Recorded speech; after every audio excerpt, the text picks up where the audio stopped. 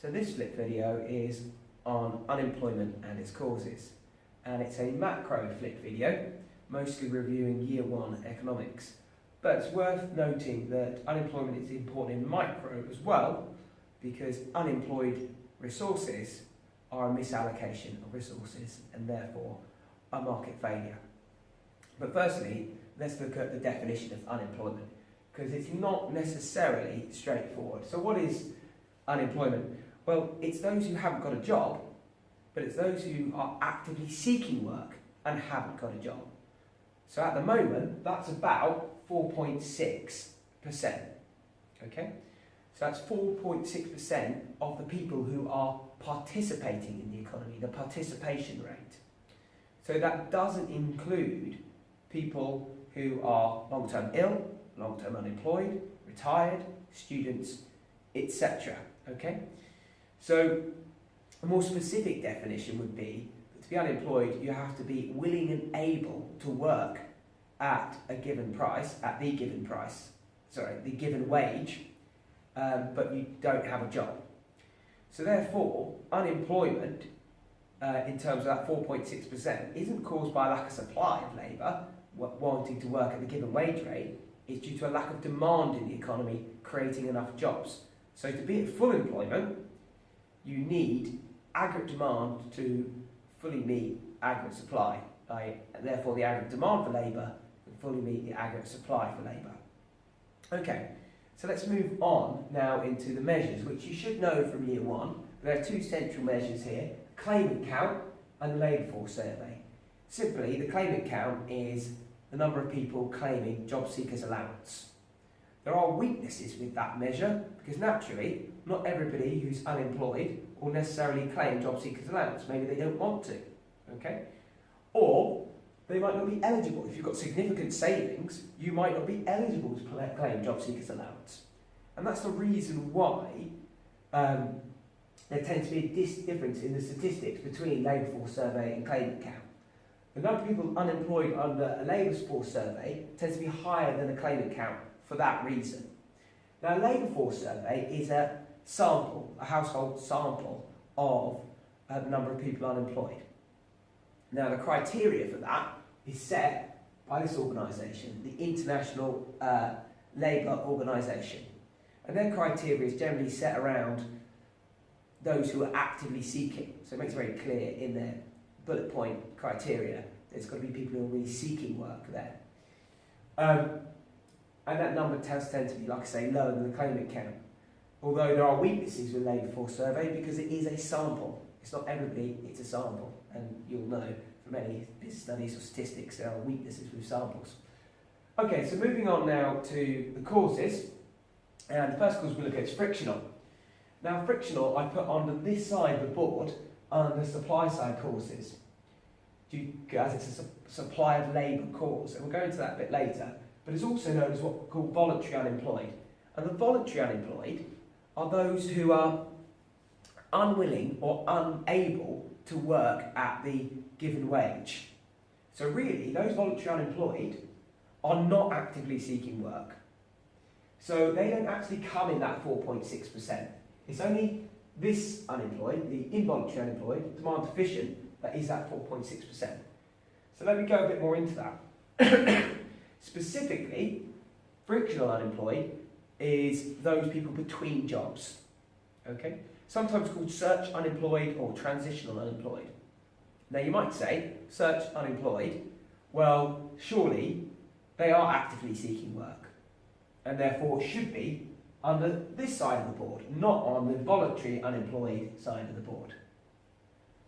But because these people could be working, they are on this side. They could be working because, give this example, say you're an accountant, earning 60 grand a year, you're made redundant, you're then going to go and look for a job of a similar wage and a similar status, i.e. another accountancy job perhaps. You could work at Tesco's, perhaps on the tills. Not that there's anything wrong with that, but that accountant may not be willing to accept that job at that wage rate. So they could be employed. They're choosing not to be employed. They're choosing to wait until they find the job they want. So because they're choosing not to be employed, they're voluntarily unemployed, and that's frictional unemployment. You might see also things like casual unemployment, is where you might be between jobs because you're a construction worker, you're working in tourism, you're working in some job that is seasonally related, like working at Christmas as a Father Christmas. That seasonal unemployment is a type of frictional unemployment. But there's more to consider here because there are certain barriers for moving between jobs, and those barriers are immobility. So geographical and occupational immobility that can actually exacerbate these unemployment problems over here, these supply side unemployment, kind of barriers to the supply of labour. So geographical is moving between locations. So you may not be able to move to a job because of transport infrastructure, the cost of transport infrastructure, the time it would take to travel. You might maybe move to London to get a job because there are jobs there that you could be working in. But maybe house prices are too high, rental prices are too high. Maybe for family reasons you're unable to move. So geographical factors there. Occupational factors might be skills based. That tends to relate more to structural, but we'll come to that in a minute. You might not have the right skills to transition between jobs. That's occupational immobility. That might be a barrier there to getting the job that is available for you. Now, exacerbate further might be inaccurate information about where there are jobs. There are jobs available for you, but getting your supply of labour to that job might be down to inaccurate information. So job centres and recruitment agencies are particularly important in kind of getting over that barrier. Now, that's mostly frictional, but you've got to also consider another factor here, which is the unemployment trap that can further exacerbate this supply side unemployment problem by stretching out the time that someone might be between jobs. Because the unemployment trap is where you can earn more out of work than in work, perhaps through claiming job seeker allowance or other related benefits. You may earn more out than in, and that creates a ratio. If the ratio is greater than 1, earning more out of work than in, then that's a disincentive to be working. And the longer you can sustain a reasonable standard of living outside of work, the longer you're going to do that for. Okay?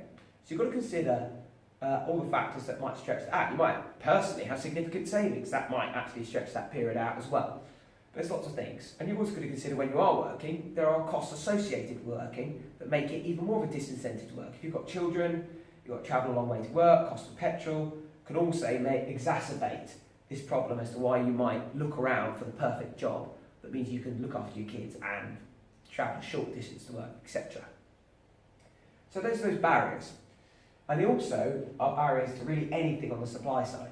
But let's look at structural unemployment. And this is to do with the change in the pattern of demand. So for example, if you take the coal mining industry, the pattern of demand has changed.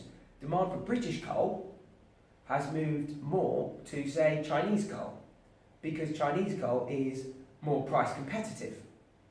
Now those are global factors that have changed that have changed the demand, which means that the British coal industry has shrunk almost to nothing, which means people have made redundant, become unemployed due to that structural change in the economy as the pattern of demand has changed due to international competition, i.e. global factors. So then those people then need to move to other jobs. And that's a supply issue, because you might be thinking at this point, hang on, you said the pattern of demand's changing, so surely it should be over here. Well, no, it's still over here, because as one industry shrinks, other industries grow. The fact that you're unemployed because the coal mining industry has shrunk doesn't mean that you should be unemployed. It means that you should have transitioned to another occupation. You should have gone from coal mining to working in a call centre. Okay? There are barriers, like occupational immobility, which might mean that it takes you longer to transition to that other job, but there is a job out there for you. It's not because there's a lack of demand in the economy. There is demand for you to be working. The fact is you're not being supplied to that occupation, or you're unwilling and unable. So that is a reason why you might be structurally unemployed. You're between industries. One might be shrinking, another might be growing. There's also technological unemployment, which is a type of structural. With technological unemployment, your job might be replaced by machinery or computers, any kind of mechanisation or computerisation, You might be replaced at Tesco's by a self-service checkout. Okay, and that kind of links into what you might have studied in micro to do with creative destruction as a cause of unemployment there. Okay, so those are your main kind of supply side unemployment. But there's also what we call real wage or classical unemployment I've got down here. I'm afraid my interactive whiteboard's not working very well today, which makes it a bit more difficult to explain this. With real wage unemployment, you would say initially be at W1 there, Q3 here, quantity employed at this wage 1, so a bit of labour market economics here. But let's say demand for labour shrinks. Okay, so there's less demand for your labour, for whatever reason might be applied there. So what should then happen? Demand has shrinked, shifted inwards, you then are at QE1 and wage 2. That should happen in a free market approach, okay? So, but you may then get what are called sticky wages. If those sticky wages might be due for a number of reasons, the wage sticks at W1. So what happens then if the wage is sticking at W1? Well, if the wage is sticking at W1, follow the new demand for labour curve, and you'll find at that wage, you've got QE2 demand for labour. Because at that level of demand for labour, at that wage that's being offered, firms are only going to want that quantity of labour. However, the amount of labour that will supply itself will be at QE3 here. If you follow that up, the supply of labour will be there. Because at that wage rate W1, the number of people willing to supply their labour will be higher. So therefore what you get between QE2, where the labour is demanded at that wage rate, because demand has shifted inwards, and between QE3, where labour is willing to supply itself, you've got unemployment, known as real wage or classical unemployment. So why are we stuck at W1? Number of reasons. National minimum wage can't move below that wage rate. Sticky wages, because contractual agreements might mean that wages are stuck at a particular level, they can't move down, they can only move up. And trade union markups might also be a cause of that, that's why you might get that classical unemployment there. Now, all of this side is to do really with the supply side. So if you can remedy some of these problems, what's likely to happen is you're likely to increase the supply side potential of the economy, demonstrated in all of these diagrams here. So that's a supply side approach. Also, if you like your Phillips curve, you like your long run Phillips curve, and your natural rate of unemployment, that will improve your natural rate of unemployment. It will improve your long run Phillips curve. Okay? That's another diagram. You can demonstrate these improvements you can make to this type of unemployment. Now, demand side unemployment, our involuntary unemployed, our 4.6% I mentioned earlier, that is what we actually classify unemployment as, is to do with a lack of demand in the economy. Okay? So with that, people are not working because they are involuntary unemployed. They are actively seeking work, but there's not any jobs out there for them because there's a lack of demand in the economy.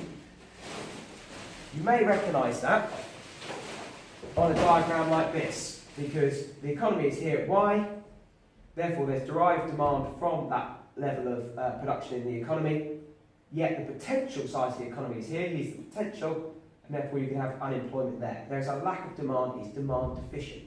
You could also draw an economic cycle, okay, and indicate on there the lack of employment. That is demand deficient unemployment. That there is the same on an economic cycle. That is a negative output gap. And in a negative output gap, you're going to get demand deficient unemployment. Okay, so that covers really those causes, and they're important to differentiate. If you get an essay on unemployment, naturally you're going to link it to other objectives as long as it's relevant to the question. But the important thing to do is to link your solutions to the type of cause.